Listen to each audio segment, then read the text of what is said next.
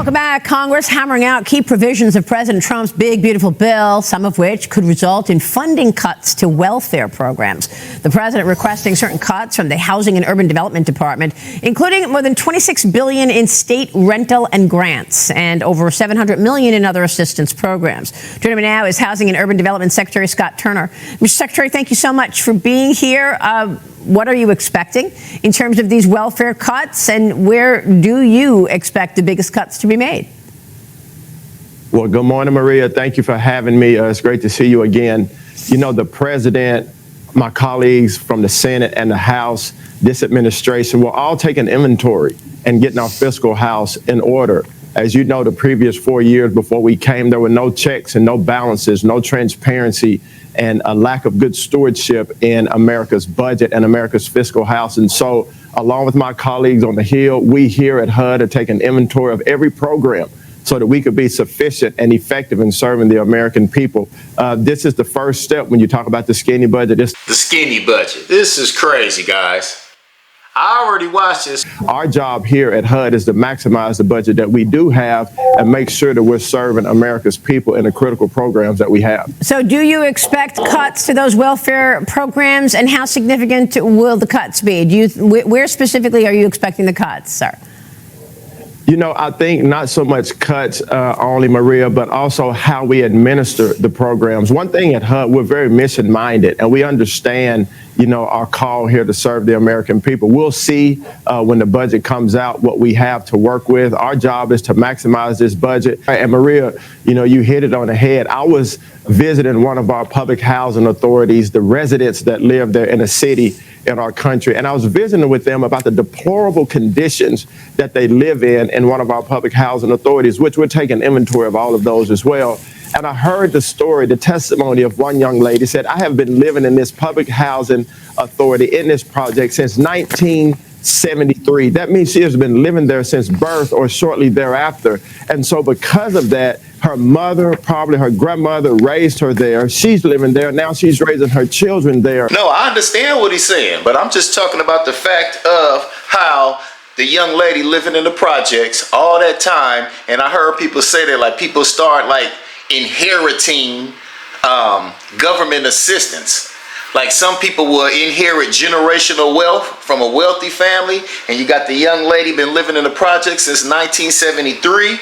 Her mother and her grandmother has been there. It's like, where's her motivation to get up, get out of that project, get your kids up, get cleaned up, get on the subway or the public transportation that every metropolitan city provides now. Get up, go to work, hit it hard, and going back to your project. You know what I mean? I've seen young ladies on Instagram, you probably seen them too, where she's sitting up talking about how she done got $1,000 or $1,500 in food stamps, and she's sitting there with all these snacks around her, laying up in the bed eating like a fat rat.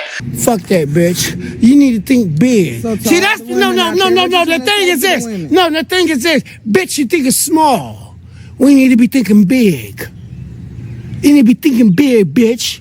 You need to be thinking big, bitch. Think big, bitch. I mean, I got to go. I can't keep giving people all this goddamn game. Ms. Secretary, you co-wrote a New York Times op-ed along with RFK Jr., Brooke Rollins, Dr. Oz. You suggested that there should be new qualifications to receive the welfare benefits. You write, able-bodied adults receiving benefits must work, participate in job training, or volunteer in their communities at least 20 hours a week.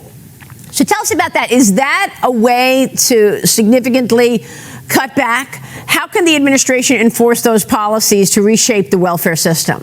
Some people, like, there's a lot of veterans that I know, that I see, who are in truly need of these assistance programs. And I found it quite funny also that they want to call it the skinny program. You know what I mean? And that's definitely what it's going to have. It's going to have a lot of people who've been sitting up like fat rats off the government. They're going to be skinny, man. But also to touch on another thought that I came in mind is the fact that I get up early, I work hard, my wife gets up early, work hard, all our employees work like dogs, you know what I mean? I look at these taxes, like I said, we've been working on taxes and primarily I was looking at the payroll taxes, and it's crazy to see the amount of money that is paid out. Is to have young people to see those coming before them working hard, providing for them families, because if young people are incentivized to work, that will change our culture. It'll change our workforce. It'll increase earnings, increase family stability. And so that's what we're after here at HUD. That's what the president and our administration is after.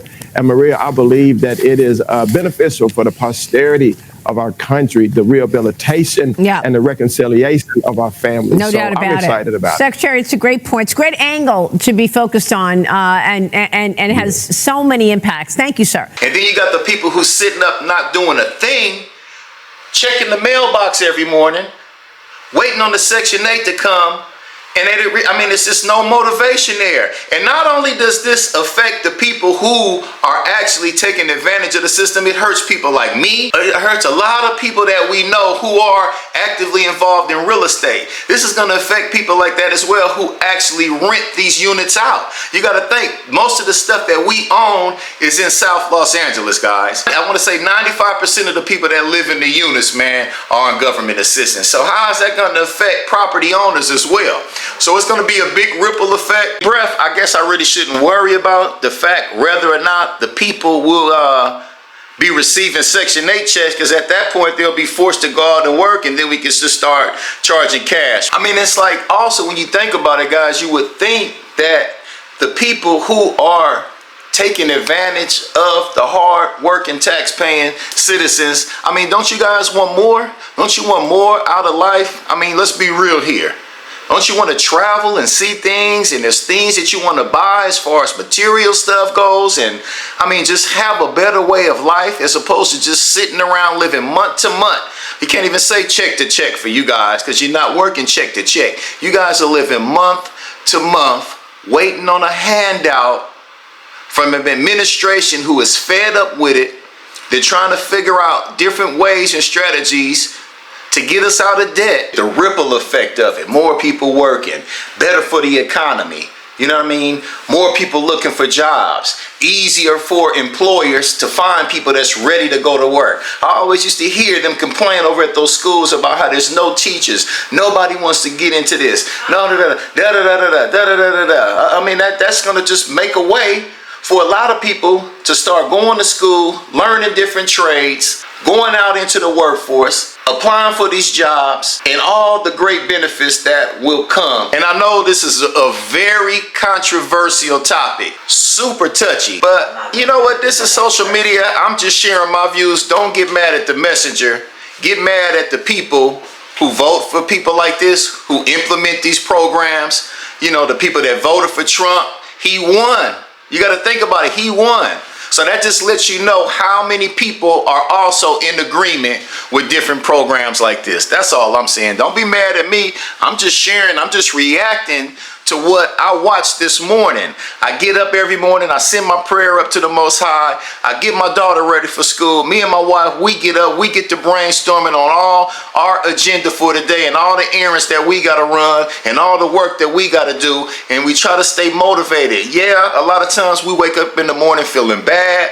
Sometimes you don't want to get out of bed, but at the same time, once your feet get planted on the ground and you get up and you shake it off and you splash your face with that cold water and start hitting it and getting on the computer, checking emails and seeing, you know, basically just getting up and getting in the rhythm and getting into the flow of getting up and getting to some money.